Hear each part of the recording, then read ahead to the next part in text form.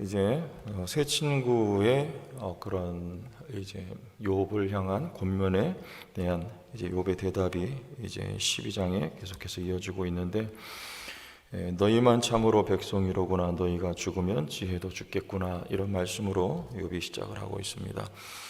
참 맞는 말을 한 것 같아요. 한마디로 말하면 악을 행하면 벌을 받고 선을 행하면 복을 받는다. 이거 뭐 누구나 다 아는 진리 아닙니까? 그런데 그걸 특별한 것처럼 지금 욥에게 친구들이 그렇게 이야기를 하고 있을 때 욥이 참 기가 막힌 거죠. 그거 욥이 모르겠습니까? 다 알아요. 그런데 하나님의 역사하심은 그렇게 단편적이고 기계적인 게 아니다라고 욥이 말씀을 하고 있어요. 10절에 보면 모든 생물의 생명과 모든 사람의 육신의 목숨이 다 그의 손에 있느니라. 다 여호와의 손 안에서 벌어지고 있는 우리 세상의 역사들 가운데 우리가 이해할 수 있고 또 이해할 수 없는 많은 일들이 벌어집니다.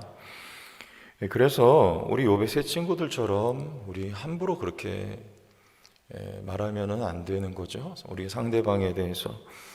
우리 일본에도 지진이 있었을 때, 쓰나미가 일었을 때 또 한편에서 그런 이야기들 많이 했어요. 벌 받는 거다, 일본이. 그런 말 했죠? 네, 그거 상당히 그런 얘기 듣는 분들은 또 여러분 얼마나 상처가 되겠습니까? 얼마나 많은 사람들이 처참하게 죽었습니까? 마음속으로는 우리가 무슨 생각이든 다 할 수 있어요.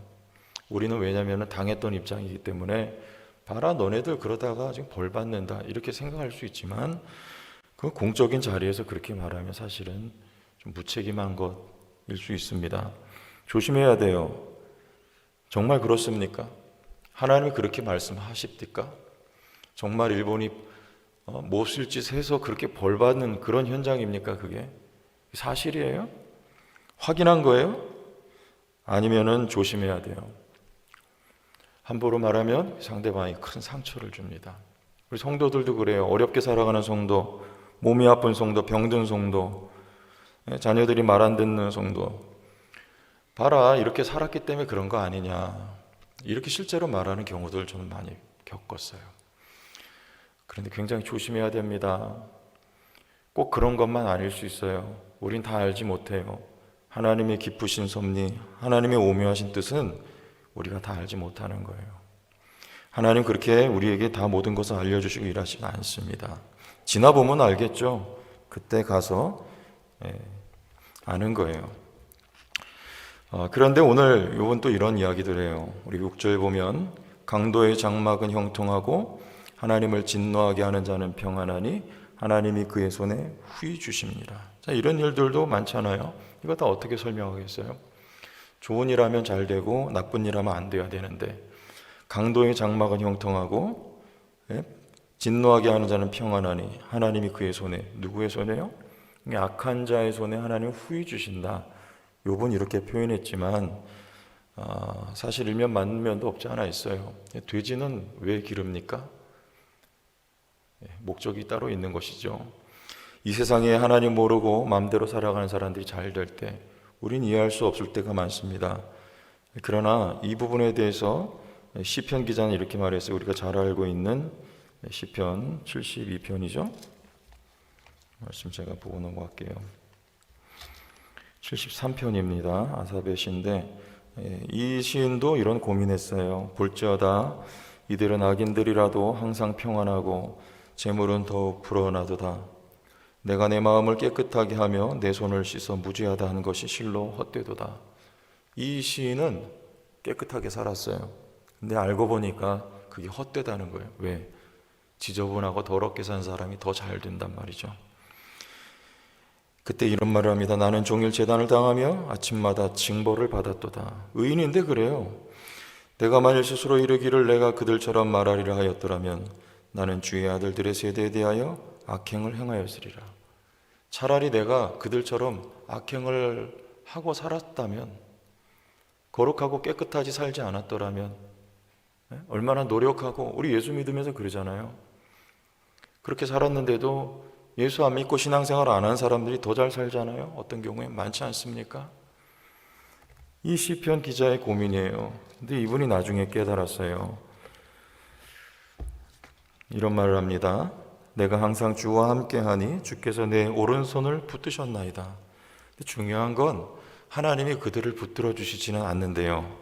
그들은 어떻게 하시냐? 주께서 참으로 그들을 미끄러운 곳에 두시며 파멸에 던지시니 결국에는 그들은 파멸을 당하게 되고, 의인은 고난을 받지만 하나님이 그 손을 붙들어 주시고 놓지 아니하신다.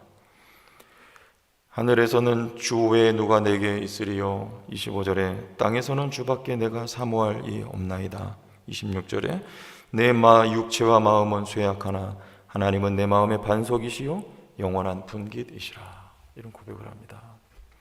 분깃은 무슨 말입니까? 이스라엘 백성들이 가나안 땅에 들어갔어요. 지파별로 땅을 나누어서 받습니다. 그걸 분깃이라고 하는 거예요. 그런데 그 분깃은 하나님을 뜻하는 겁니다. 이스라엘 백성들이 받아야 할 분깃은 한 분 하나님밖에 없는 거예요. 기업이에요. 그 분깃은요, 욥에게 있는 건 모든 걸 다 빼앗겼어요. 자식들까지 다 잃어버리고 부인조차 저주하고 욥을 떠납니다. 그러나 한 분 하나님은 욥을 떠나지 아니하시고 그의 손으로 욥을 항상 붙들어 주신다. 여호와 하나님이 욥의 기업이라고 하는 것은 흔들리지 않는 진리였습니다. 여러분, 살아가면서 이 세상 모든 건 다 흔들리고 변해요. 그러나 한 가지 변하지 않는 건 하나님이 여러분들을 사랑하신다는 사실이에요. 여러분과 함께 하시고 하나님이 여러분의 분깃이요 기업이 되어주시고, 다 잃어버린다 하여도 혹은 그러나 그 진리는 잃어버려지지도 않고 빼앗겨지지도 않는, 그러면 되지 않습니까? 우리 이 세상 떠날 때 뭐 가져갈까요? 여러분, 수의에는 주머니가 없다면서요? 맞습니까? 요즘에는 뭐 양복도 입히고 하니까 있겠지만 예전엔 그랬대요. 세상 떠날 땐 주머니가 필요가 없어요. 아무것도 가지고 가지 못합니다. 다 놓고 가요. 그런데 단지 우리 하나님 한 분 꼭 붙들고 주님 나라에 가는 거 아닐까요? 욥이 말해요. 내가 당하는 고난 이해할 수 없다. 그러나 그 모진 고난 속에서도 하나님은 욥의 영원하신 기업이 되어주셨다. 이것이 흔들리지 않는 진리이므로 우리의 믿음 생활도 그래요. 내가 알 수 없는 고난 많이 있지만 그 가운데서도 하나님이 함께 계시고, 그리고 그 사실이 분명하면 언제든지 다시 시작할 수 있습니다. 하나님으로 말미암아 욥은 우리가 후반부에 가면 그래요. 잃어버렸던 자녀들보다 하나님이 더 많은 자녀들을 허락하시고, 잃어버렸던 재물보다 더 많은 것을 하나님이 회복시켜 주시는 은혜가 욥의 삶에 있었던 것이죠.